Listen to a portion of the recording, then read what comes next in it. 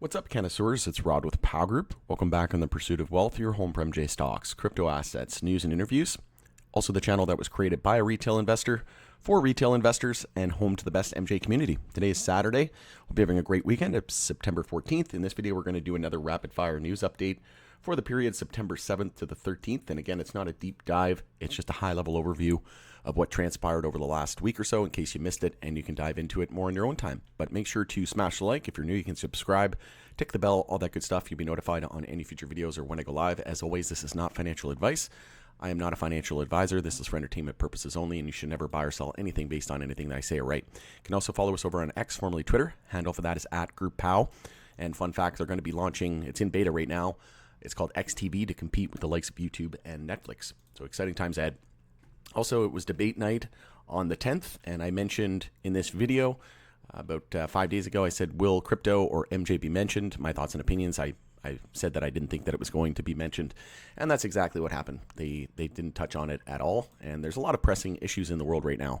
You know, geopolitical tensions and healthcare, the border. You know, there's so many things. I shouldn't even start naming them because, you know, like I said, there's just a lot of other issues at the moment. But realistically, I don't think it really matters. I had somebody ask me, the name is escaping me now, you know who you are, but was asking me, you know, which is better for crypto. And I think Trump would be better for crypto. His sons are saying that they're all in on it as well. But when it comes to MJ, who's better, I don't think it really matters. I think, you know, with Trump's recent comments, he says that he backs federal MJ rescheduling and MJ industry banking access, and he says he intends to vote yes on Florida Amendment 3, adult use in Florida. So, you know, with this recent comments, I don't think it really matters. At the end of the day, we were talking about this in the Pow Group private community. Reza, shout out to Reza, he said that, you know, look at how alcohol prohibition was ushered in, right? How it finished was, it was in dire straits, right? The economy was in turmoil. And it was used as a way to create taxes and jobs, essentially, right? And it ended up being in a recession type of environment. And I think we're already in one. We could be heading towards a depression as well. So I think, you know, it makes a lot of sense to think that MJ could potentially be, you know, descheduled and legalized, you know, during the same time where, you know, we should see big tech, crypto, AI, EVs, etc. enter a bear market. And like I said, I think MJ could be one of the best performing sectors over the next few years. It's not immune to broader market weakness. If you haven't seen the video, how would MJ hold up if the broader market and the stock market crashed? Check out that video for more details on that, my thoughts and opinions. But yeah, overall, I don't think it's a huge issue. Texas poll finds 68% of voters support decriminalizing MJ. So this is great to see. Texas being one of the, you know, the most anti-MJ markets. So we're starting to see, you know, just tides are turning, right? Eventually, we're going to have half the U.S., right? If Florida passes adult use, that'll be 25 states. So it's just a matter of when, not if. And the more states that embrace reform, the more it's just going to put pressure on Congress to deschedule. And we actually got some information pertaining to that here in just a moment. Florida MJ legalization ballot initiative has enough support to pass, new poll finds, as Trump backs reform. And I said that I believe that this was, you know, what it was going to take to get it over the finish line. And I've been on record to say for many months now that I think support for it is going to pass. I think we're going to see it somewhere in that mid 60 percentile. And this just reinforces that. So it's looking really good at the moment. Also, Harris campaign accuses Trump of lying about MJ reform support, but again declines to detail her own on her own platform. So it omitted it from the Harris website and campaign under the issues. They did talk about you know, fentanyl and things like that. You think they would have mentioned it there, but I think, you know, for the most part, we know that they're both sort of pro MJ, right? Now that with Trump's recent comments, you got RFK Jr. backing Trump as well. He's very pro crypto, very pro MJ. So it's, in my opinion, it's not a partisan issue anymore. I think it's bipartisan, and that's not really a single issue vote anymore because both sides are starting to embrace crypto and MJ. And the Dems even said they're looking to get crypto legislation done before the end of the year.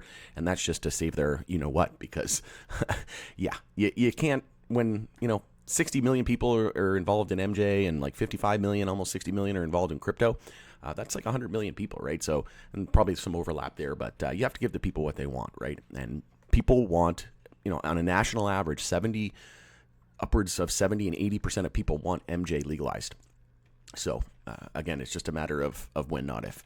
Also, Planet 13 opens 27th Florida dispensary located in Ocala, as we could see adult use approved there. So not surprising to see these companies expand. They also acquired Las Vegas dispensary, expanding the Nevada footprint, and they acquired that for $6.9 million. Moving on, $343 million in legal MJ sold in California during August, and $2.8 billion year to date. I think some people who are a little naive in thinking that this industry isn't going to be very big. And this goes to show you that this is going to be a massive industry. And we're talking, huge cash flow. These companies are going to be huge cash flowing businesses. Also, Michigan legal MJ sales topped $294 million in August, and year to date net sales near $2 billion. So again, this is going to be big business. Also, High Tide announces joint venture with Positive Intent Events to bring legal MJ to the world of events and entertainment. And as you know, I reported on this a couple months ago, or I guess it was a month or so ago. It was the Great Outdoors Music Festival here in Edmonton. It had Kevin Hart and a few other performers as well. But they had MJ being sold there at the event, the first time ever in the country. And now we're starting to see this. So we're going to probably see it at events and concerts, entertainment, probably going to start to see it at, arenas and things like that, probably restaurants. So this is an exciting time. I also did a video on CBN, which is the first restaurant here in Edmonton. And I think it might be the first in Canada, essentially where they're cooking and, offering a dining experience with MJ infused. Last time I got an update from them was about $125 per person, and it was like I think a 4 or 5 course meal, and they make cocktails and everything, mocktails I guess you would call it, with MJ infused. So it was pretty sweet, but exciting times, like I said. Also, Medical MJ helps people with arthritis and other rheumatic conditions reduce use of opioids and other medication, study shows. So now we start to understand why, right? Big alcohol, big tobacco, big alcohol, big pharma getting disrupted by this industry and this medicine of the future. And that's why they're trying to slow the industry down as long as they can, right? So that they can get their paws all over it, and then they'll let it thrive, right? Typical way of any new industry, right? There's always people that are disrupted. SNDL announces departure of liquor segment president. So stay tuned for another update on that. For the replacement, Green Thumb also opening its 20th Rise dispensary in Florida. The new retail location in Jacksonville will open September 13th, making the company's 98th store nationwide. As, like I said, Florida is gearing up for adult use, and it's even more confidence that we should have when all of these, Curaleaf's been really expanding their capacity and their footprint in Florida as well, right? So again, they're putting their money where their mouth is, and I do think that it's going to pass. Also, Trump needs to bring us some Republican senators to pass MJ banking bill following his endorsement, Democrat says. So this is another catalyst that could happen in potentially a lame duck session after the elections. And we could see uplisting to the NYSE and the NASDAQ potentially, and a safe harbor there for some of these U.S. companies. So there's a lot of catalysts on the horizon. Florida, adult use Amendment 3 vote, and then we could see rescheduling as well. We have the hearing on December 2nd, so more than likely at some point in 2025. Democratic Jennifer McCormick has revealed a comprehensive plan to legalize MJ in Indiana. So she's the governor candidate, and she unveiled that plan. So again, game theory playing out. The more that we see each individual state start to embrace it, the more it's just a ticking. It's just a clock ticking, right? And eventually we're going to get to full-blown federal legalization. And again, I've got an update here in just a moment. We have multiple bills going through Congress right now. The MORE Act, you have the CAOA, you have the States Act, and we're going to be discussing another potential bill to deschedule. Krisco Labs announces Denis Olise, I'm not sure how you pronounce that name, to retire as CFO. And we'll see what happens there. We got Wholesale Club executive Sharon Schuler for planned transition. So interesting. We'll see what happens. Krisco is a name that I think is going to do very well. They're also a company that's very heavily in Florida. So basically the companies in Florida, obviously Trulieve, you got AYR, you got Green Thumb, you got Curaleaf, Planet 13, and Krisco as well, I would say is the biggest names. Also, and you got some other names, right, like in the private sector, like Sunburn, a few other ones that are super popular, but those are the big in terms of public. Green Thumb Industries refinances senior debt, closing $150 million syndicated credit facility. The MJ company intends to use the proceeds along with existing cash to retire its $225 million senior secured debt. So love to see it. Definitely one of the, if not the biggest tier one, but definitely one of the biggest tier ones. And the thing that's different with a lot of these MSOs compared to LPs is that they're into retail as well, so they're vertically integrated. Whereas a lot of the Canadian companies are very asset light, and it's going to be interesting to see how the story all plays out. To be honest, because a lot of Canadian companies said that was the wrong approach, and Canopy did that with Tokyo Smoke, and then they ended up getting out of that, selling all their retail stores, and now Tokyo Smoke going under. So it's an interesting time. I think the companies that are focusing on retail and retail only, like your Canna Cabanas, your High Tides of the world, I think those are the ones that are probably going to make it long term in terms of retail. But in terms of producers being retailers, I'm not 100% sold on that. But we'll see how it all plays out. I think there's some merit in both, and like I said, it's a good strategy to have a diversified portfolio, right? Also, research shows U.S. MJ prices could plummet under national legalization. I've been saying this for many months now, that $200, $300, I think the average is like $250 to $300 an ounce USD in the U.S. That is absolutely insane. I was at Planet 13 and there was like 32% THC bud, and I think it was like close to $400 or $500 US. Like, who in their right mind is going to pay that? You can get an ounce of really good weed here in Canada, like 30% THC, like Quad A, it's fantastic, for around $75 to $100 US. Like all day, every day, you can go into the store, you can find, your tribals, you can get your Broken Coast, you can get your Redicans, premium flower, and it ranges for anywhere from about $75 to $100 US, right? Maybe 120 US on the higher scale for the really good stuff. But I mean, that's insane. Like, and as you start to see national legalization, you're going to have tons of competition. You're going to have more than likely U.S. companies being disrupted by the Canadian companies, right? Canopy acquiring acreage, and then Tilray and all these other companies that are going to enter SNDL through Sunstream, and Organigram's looking into the U.S. as well. So there's going to be fierce competition, and not just from in their own backyard and the local companies in the U.S. And once legalization happens, right, prices have to come down. The reason why the prices are so high is because it's illegal at the national level, right?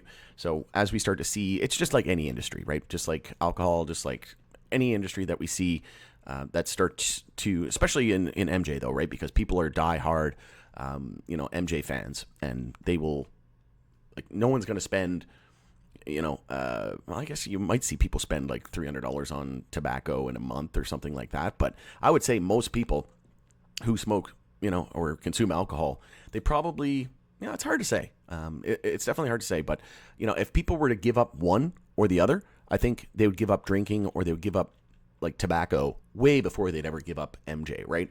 So, again, it's a great alternative to smoking and alcohol, both from a recreational standpoint, and it's a healthier alternative. It's it's fun, but it also has some medical benefits as well. Helps with sleep and pain, anxiety, tons of things. And we actually have some information coming with regards to another study with regards to medical benefits in just a moment. Also, Woody Harrelson wants snacks and soft drinks at his cannabis cafe. So he's taking a cannabis bill to the higher ups. And we'll see what happens. I actually didn't know he owned a cannabis cafe, so definitely going mainstream. Also, Tilray Brands completes acquisition of Atwater Brewery from Molson Coors Beverage Company. That was one of the four that they acquired, but they still didn't mention anything pertaining to a deal price. So, AOC and GOP congressmen say Trump is faking support for MJ reform as campaign ploy. I don't really subscribe to this, to be honest. There hasn't been a whole lot of times where, and I'm not trying to get political, from Canada. I don't care. I just want what's best for MJ. But like I said, I don't think it really matters. I think both sides of the aisle are very pro MJ. And the fact that RFK is on Trump's side as well, he's very pro MJ. And JD Vance, very pro state legislation, leaving it up to the states to decide. And Trump's always been like that as well. So like I said, I really don't think it matters. I think both parties are going to be looking to advance it. Also, Acreage gets a new lender and pays off the old debt. So despite the financial maneuverings, Acreage continues to face a mountain of debt. So We'll see what happens here. Like, obviously, Canopy USA is set to acquire it. I think it's sometime in like summer of 2025, so we should get some insights into that. But as of right now, the company, could definitely, it's a good timing for them, right? They could definitely use some help, and I think Canopy USA backing them and acquiring them will definitely be a step in the right direction. Also, New Jersey lawmakers, so this is what I was talking about, file resolution urging U.S. Congress to deschedule MJ. So New Jersey Assembly member Michael Venezia has introduced Assembly Resolution 153, which urges the U.S. Congress to deschedule MJ, removing it from the controlled substance under the Federal Controlled Substances Act, CSA.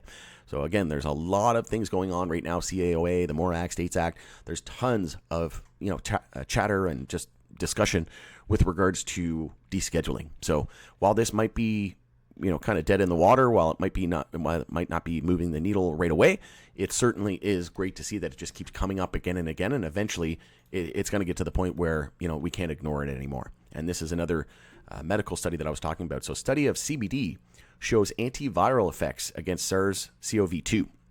A recent study published in the Journal of Cellular and Molecular Medicine has revealed that CBD may have an antiviral property against SARS-CoV-2 virus, which causes COVID-19. And this is something that was mentioned a few times in the past as well.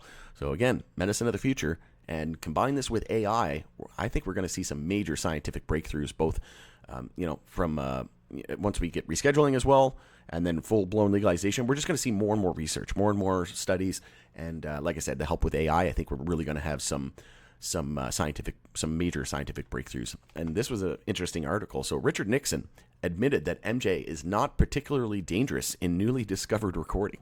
So yeah, you're preaching to the choir here, bud. We all know, anybody who's in the MJ industry for longer than 2 minutes knows that it's not dangerous at all, right? Tobacco kills 400,000 people a year in the U.S. alone. Alcohol, right? It's not even in the same ballpark, right? There's been 0 deaths ever caused from MJ related directly to MJ. It's different if you're, driving and you're consuming MJ and you get into an accident, but like that's not MJ's fault. That's your fault for deciding to drive under the influence, right? Just like alcohol. But alcohol actually kills people, right? People get alcohol poisoning.